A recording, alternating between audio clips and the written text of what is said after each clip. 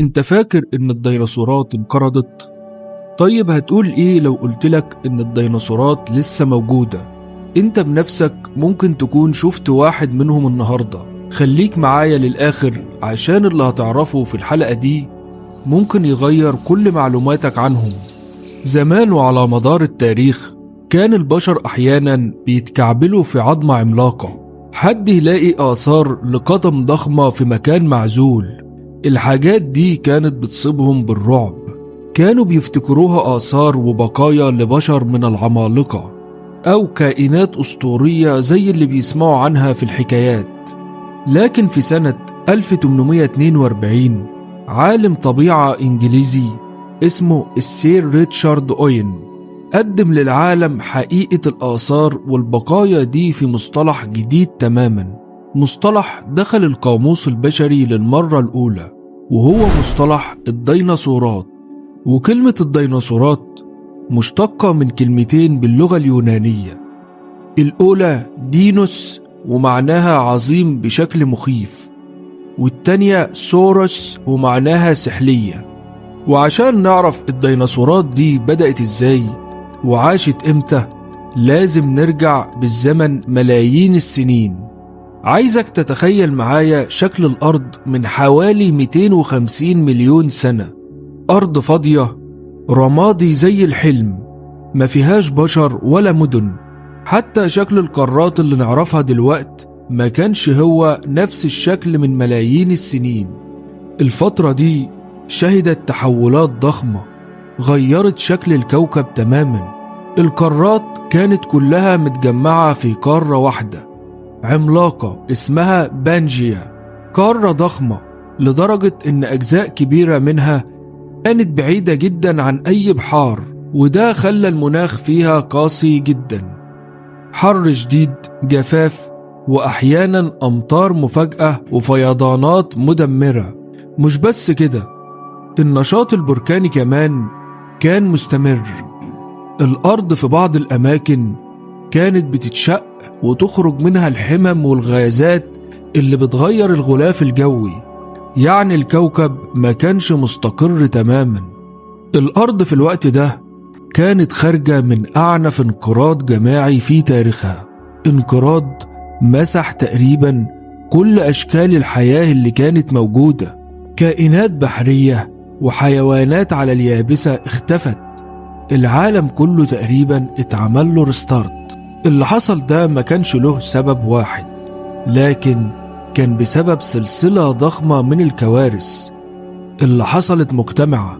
أهمها كان انفجارات بركانية ضخمة جدا نتج عنها كميات هائلة من الغازات زي ثاني أكسيد الكربون على سبيل المثال، وده اتسبب في ارتفاع مرعب في درجات الحرارة وتغيرات مناخية عنيفة اتسببت فيما يسمى بالموت العظيم، وفضيت الأرض تقريبا من كل أشكال الحياة.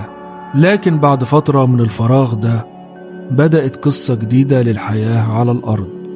النباتات بدأت ترجع، نباتات زي السرخسيات والصنوبريات بدأت تنتشر، والحياة بدأت تزحف على اليابس من جديد. وبدأت حقبة جديدة من تاريخ الأرض، حقبة الحياة الوسطى أو عصر الديناصورات، واللي استمر حوالي 180 مليون سنة.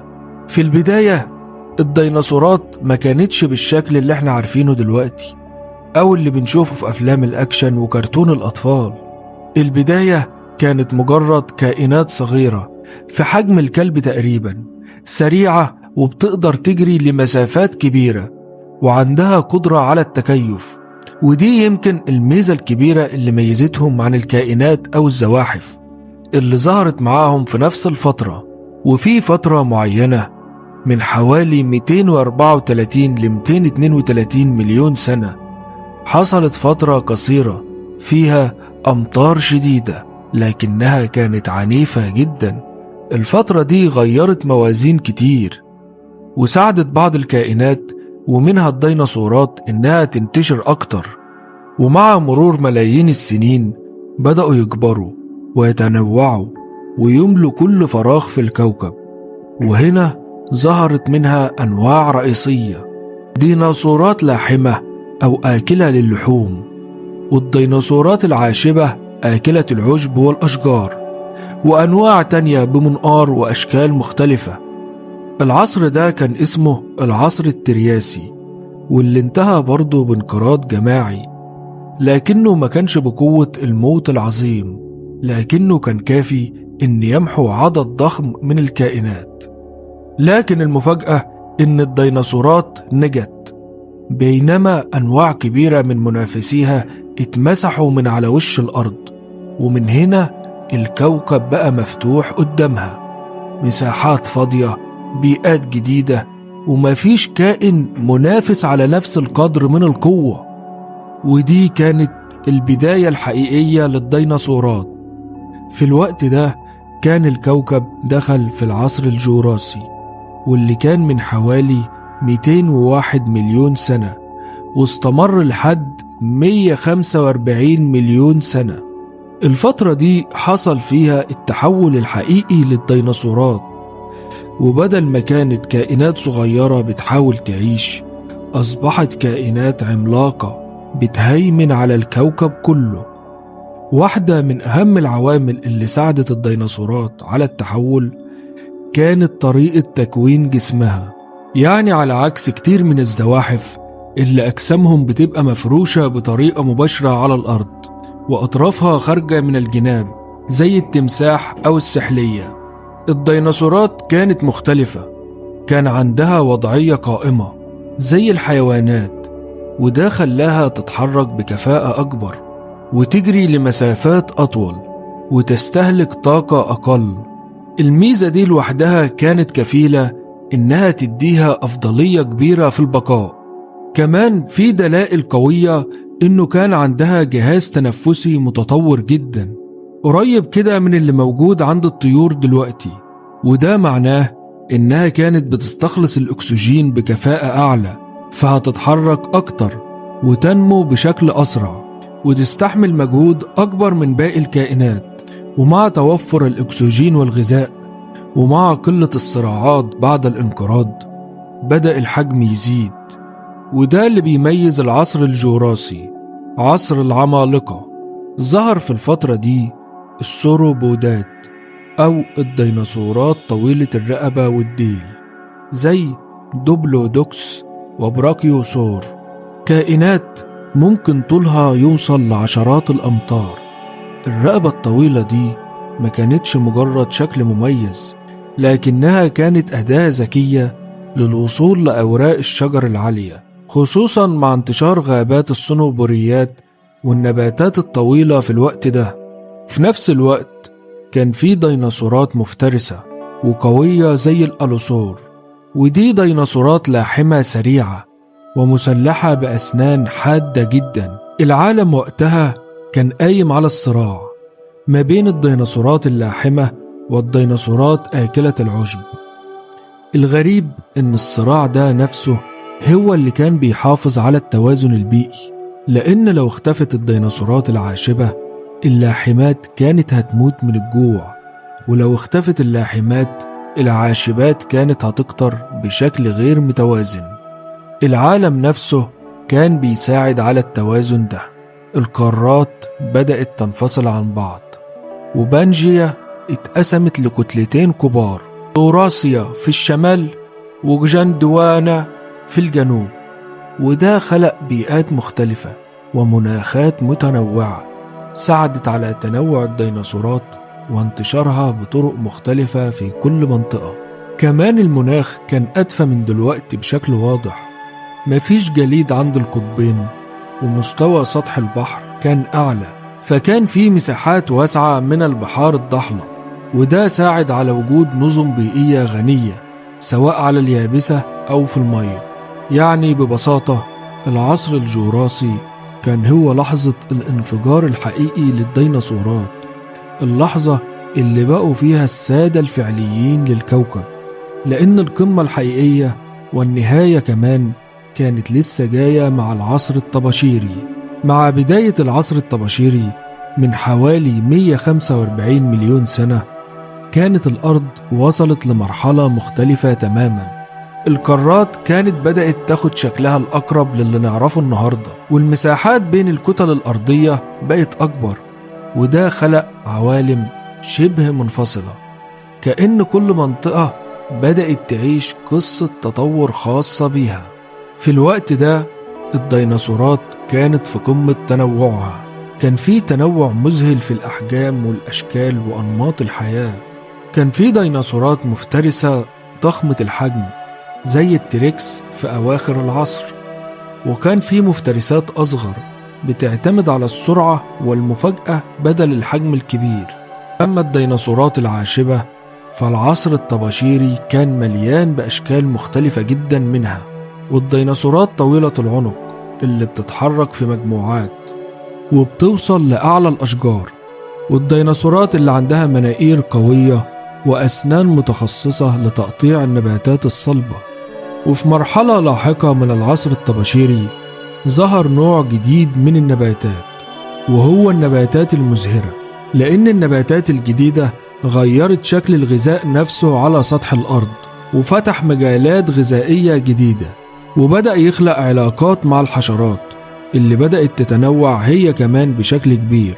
ومن الملامح المهمة للعصر الطباشيري إن الحياة ما كانتش محصورة على نوع واحد من البيئات، كان في مناطق ساحلية واسعة وبحار ضحلة غطت أجزاء كبيرة من القارات، وده خلق بيئات بحرية غنية جدا عاشت فيها زواحف بحرية ضخمة وأسماك متنوعة. كمان على اليابسة كانت الغابات أكثر كثافة وأكبر تنوع من أي وقت قبل كده. الغريب في العصر ده إن الديناصورات ما كانتش نسخة واحدة مكررة في كل القارات، بالعكس كل قارة كان عندها مجموعتها الخاصة، وكأن الانفصال الجغرافي سمح بتجارب تطورية مختلفة نتج عنه تنوع ضخم جدا في السلالات والأشكال. حتى طريقة الحياة نفسها كانت مختلفة. في ديناصورات كانت بتعيش في قطيع للحماية أو للبحث عن الغذاء، وفي أنواع كانت بتعيش منعزلة لوحدها، وفي اللي بيعيش في غابات كثيفة، واللي بيعيش في سهول مفتوحة. كل ده كان بيخلق شبكة حياة معقدة جدا ومترابطة.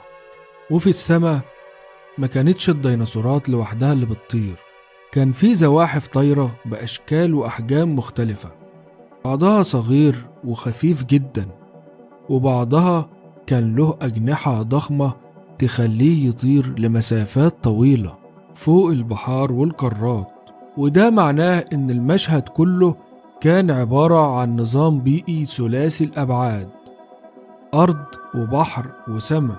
إحنا هنا أصبحنا قدام عالم وصل لأقصى درجات التطور، تنوع هائل في الديناصورات، بيئات مختلفة على كل قارة، ونظام حياة معقد ومتشابك، كأن الكوكب كله استقر على شكل نهائي بعد رحلة طويلة من التغيرات. لكن يبدو أن الاكتمال في حد ذاته كان بداية النهاية. بالازدهار ده أصبحت الأرض على أعتاب حدث ضخم، حاجة هتهز العالم كله وتخلي كل اللي عايش على الأرض يواجه اختبار من نوع جديد.